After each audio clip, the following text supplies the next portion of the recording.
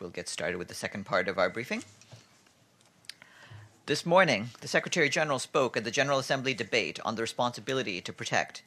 He said today's discussion is critical as atrocity crimes are being committed around the world at a scale and ferocity not seen in years, with little regard for international human rights and humanitarian law.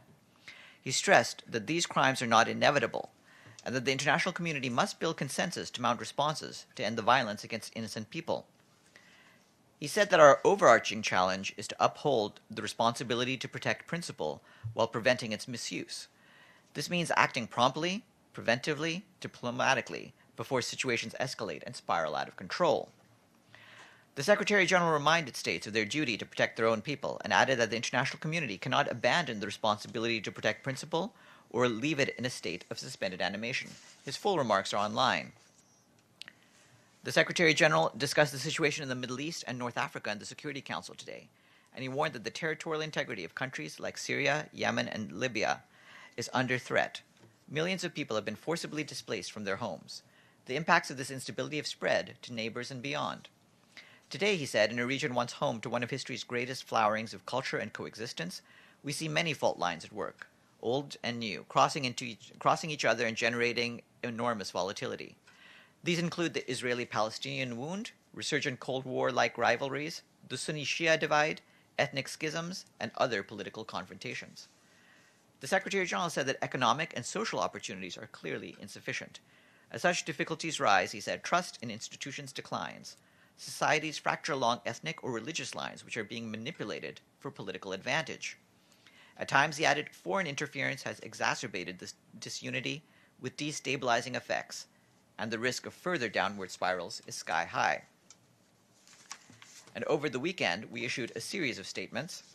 First, the Secretary General condemned the explosion on Saturday at a rally attended by Abiy Ahmed, Prime Minister of Ethiopia. He also condemned another explosion during a rally in Bulawayo, Zimbabwe, in which President Emerson Mnangagwa and other party officials were present. Lastly, the Secretary General welcomed the lifting of the driving ban for women in Saudi Arabia. He said he hoped that this will generate further new opportunities for women in the kingdom, and that he looked forward to witnessing Saudi Arabia's continuing journey towards substantive equality for women and girls. All these statements are online. At the invitation of the Special Envoy for Syria, Staffan de Mistura, consultations were held at the UN office in Geneva with senior representatives of France, Germany, Jordan, Saudi Arabia, the United Kingdom, and the United States on the way ahead on a Syrian-led and Syrian-owned UN-facilitated Geneva political process in accordance with Security Council Resolution 2254. During the meeting, updates and exchanges were shared on the situation on the ground. Grave concerns were expressed at the ongoing military escalation in southwestern Syria and calls made for an immediate end to the violence. Substantive exchanges took place on the prospects for progress on the constitutional track and on continuing diplomatic efforts to promote common ground among international players in support of a political settlement in Syria. The Special Envoy welcomes the six countries' reaffirmation of their support of the United Nations' role in facilitating the political process. The Special Envoy anticipates inviting them to Geneva again as efforts to facilitate the establishment of a constitutional committee and address the wider dimensions of the political process continue. Meanwhile, our humanitarian colleagues continue to be alarmed by reports of escalating hostilities in southern Syria, endangering an estimated 750,000 people. An estimated 45,000 people have reportedly been displaced due to the fighting, mostly from eastern Daraa Governorate to areas near the border with Jordan. There have been reports of 13 deaths due to hostilities since the 23rd of June, including an attack in Mesefra town yesterday that killed 9 people, including 4 children. The cost of goods such as fuel have increased due to the disruption of commercial movement caused by the fighting. Displaced people are in particular need of humanitarian aid and shelter. Despite the hostilities, the United Nations and its partners continue to provide food, health, nutrition, education, and core relief items to hundreds of thousands of people in need in southern Syria from across the border in Jordan. You'll recall that in a statement last Friday, the Secretary General expressed his concern at the recent military escalation, including ground offensives and aerial bombardments in southwestern Syria. He called for an immediate end to the current military escalation and urged all stakeholders to respect their obligations under international law and international humanitarian law, including the protection of civilians and civilian infrastructure. The UN Refugee Agency today released a report that shows a widening gap between the number of refugees in need of resettlement and the place available for them around the world. The report projects that some 1.4 million refugees will need a resettlement country in 2019. However, the number of available resettlement places has dropped to just 75,000. UNHCR is appealing to all countries to take in more refugees from a diverse range of countries and operations and to commit to this policy on a sustained basis. And today is the Day of the Seafarer. The theme this year focuses on seafarers' well-being and looks into best practices to help seafarers tackle stress and other issues affecting their mental health. More information is available online. And after I'm done, you'll hear from Brendan Varma, the spokesperson for the President of the General Assembly. And tomorrow, the United Nations Office on Drugs and Crime will launch the 2018 World Drug Report at 11 a.m. in Conference Room 1. Following the launch, Yuri Fedotov, Executive Director of UNODC, will be here as our guest. And that is it from me. Are there any questions? Yes, Joe. Yeah. Last week, Stefan mentioned that the Secretary General would be giving a press conference this week. He didn't mention a date or time. Can you give any more details? He had mentioned an earlier scheduled date, which was the 26th, which would be tomorrow, but it will not take place then. We're now working with the Secretary General's office to find a suitable time, and we'll let you know when we have a date and time. Yes, please. Yes. On 15th of June, 38 countries, among which was United States, France, United Kingdom, and all EU members countries have asked UN Secretary General Antonio Guterres to raise the case of Ukrainian jailed film director Oleksandr Sendsov and 70 of other Ukrainian prisoners during his talks with Russian President Vladimir Putin. A letter making the request was delivered, like I said, of June 15. Did Secretary General get any results of the meeting with President Putin? What I can say on that is the Secretary General is aware of the situation concerning Ukrainian citizens detained in Russia, and he discussed the topic during his meetings on his recent visit to Moscow. The Secretary General encourages both sides to work constructively towards an early solution of that issue. Yes, Abdulhamid? Thank you. I have two questions, Farhan. First, in his remarks this morning, the Secretary General, he used the term Palestine Israel conflict. Mm-hmm. Isn't that a wrong characterization of the nature of the conflict when one side occupies and the other is occupied? When one side confiscates land, the other side loses their land. When one maims and kills and the other loses their lives and their freedom and dignity. When you put them this way, isn't that kind of equating both sides? I don't think that he's equating anything particular in the use of that phrase. No. Yes. On Zimbabwe, I was wondering if you could say anything more. Is there a planned call between the Secretary General and President Mnangagwa? At this stage, there's no call to say. He conveyed his sentiments in that statement, and that statement will be shared. Yes, Stefano. Thank you. Italy's Minister of Interior today was in Libya and meeting the Libyan government. He proposed, he called it hot spot of practically camps that will block migrants coming from the south of Libya. And they say like it should be on the border of the south of Libya. I don't know exactly if he was talking about within Libya or outside Libya. The Libyan government has said that they will never accept this inside the Libya government. So I am in Libya territory. My specific question is, what is the position of the United Nations and specifically Secretary General on the demand that Italy asked Libya to block migrants when they don't know if those migrants or some of those migrants are also refugees? Because we know that when they got in the hands of the traffickers and they get torture and so on, they become, for the UN, refugees. So I would like to know the position to this proposal. And then also, in those days, Italy is blocking its ports in Sicily to ONG ships, ONG boats that have migrants or refugees. that they've just been saved. Again, what is the specific position of the Secretary General on this? We don't have a specific comment on issues having to do with agreements between Italy and Libya.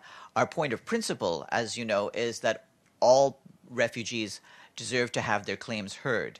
So wherever they are and whoever is stopping them, they need to be apprised of their due and accorded with their due process rights, and that goes for every country dealing with them. Regarding the question of non-governmental organizations and their access to Italy, that's an issue for the Italian government. But again, what we're urging is for a solution where the countries throughout Europe will respect the inherent dignity and rights of all migrants and refugees. Masood? Yeah, thank you, Farhan. On this situation in Yemen, where they say that there are at least an estimated 30,000 Yemenis who fled their home in event of the attack by the Saudis and UAE coalition, and that more than 10,000 Yemenis have died. Can the United Nations confirm that that is in fact the case, and that how many Yemenis have fled their home, especially in Hodeidah? Well, in recent days, we have been receiving reports from our humanitarian partners that people are moving within and out of Hodeidah governorate to other governorates, and the situation there remains volatile. What we're trying to do to help them is that we're pre-positioning food, fuel, health, and other supplies across the governorate, including supplies from Aden and other humanitarian hubs. But in terms of the numbers, at this stage the situation is fluid. We wouldn't be able to provide confirmation of numbers until we have better access to the situation on the ground. Follow up, please.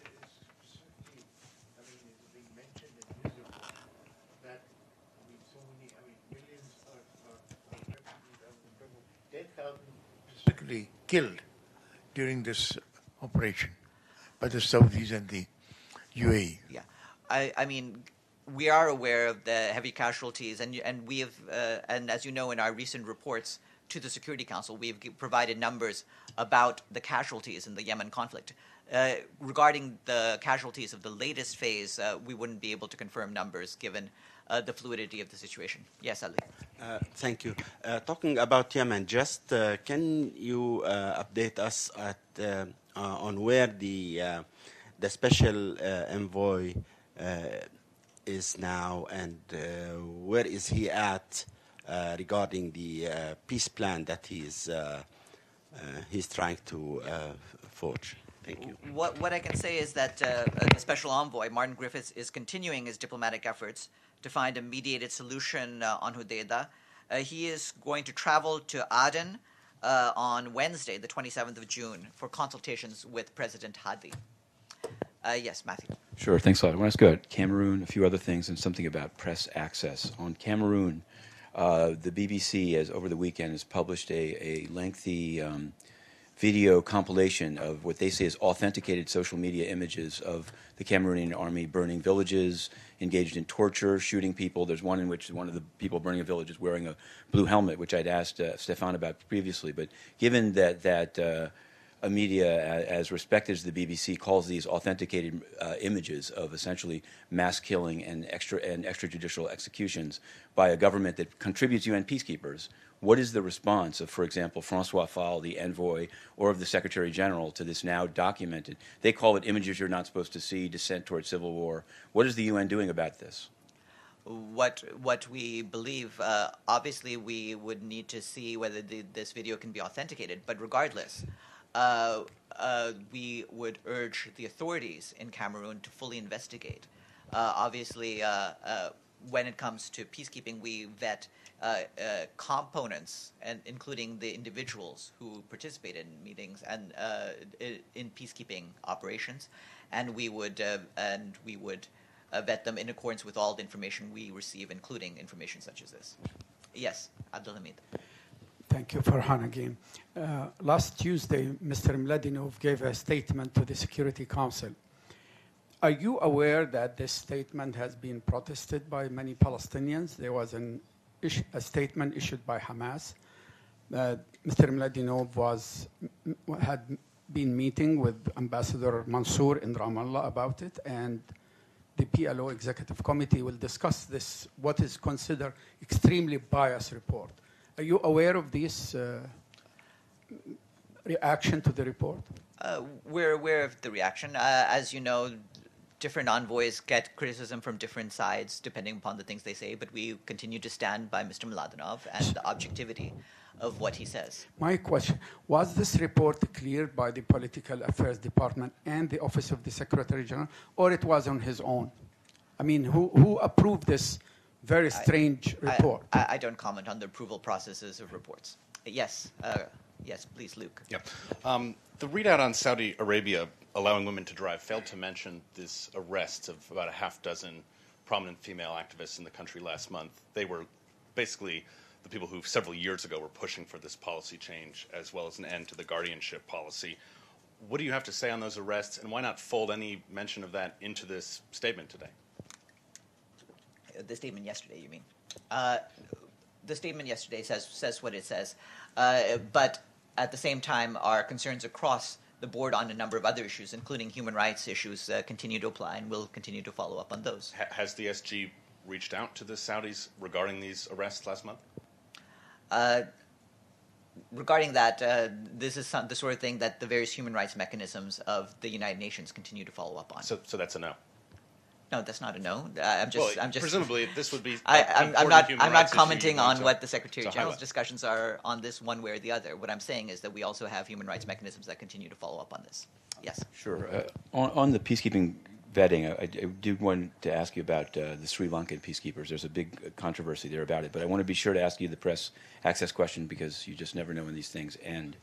The briefings, I mean. So on Friday there was the Eid event at which Antonio Guterres gave a speech, and I want to put this in a general way because I don't understand it. During the event, as the event went on, I was required to leave by Lieutenant Dobbins and the emergency response unit, and it seemed strange because there were many other non-resident correspondents at the event. So I wanted to know one, what are the rules? Number two, is it acceptable for UN security to single out and target a specific journalist? And I asked this because I've previously written a story about promotions in DSS, including Mr. Dobbins, and whatever that is, what are the provisions in the UN to make sure that security cannot abuse its powers? So those were I'd like you to answer that. And also, they didn't give their names. The other individuals refused to give their names. Is that UN policy? UN security has their policies. Your concerns with them need to be addressed to UN security. I'm not going to comment on your own problems with UN security. I don't understand. This happened at Brendan, a speech. This happened at a speech by the Secretary General. I'm sorry. I'm sorry. Your security issues are things it's not a security issue. It's done in the name of the Secretary General. Is he speaking tomorrow at 6 o'clock somewhere? Can you say where the Secretary General is speaking tomorrow at 6? No, I've put in an RSVP. It's ostensibly open to all UN correspondents. Is he speaking somewhere? I spoke to media accreditation. I was outside the entire evening waiting for my computer. It's an outrage.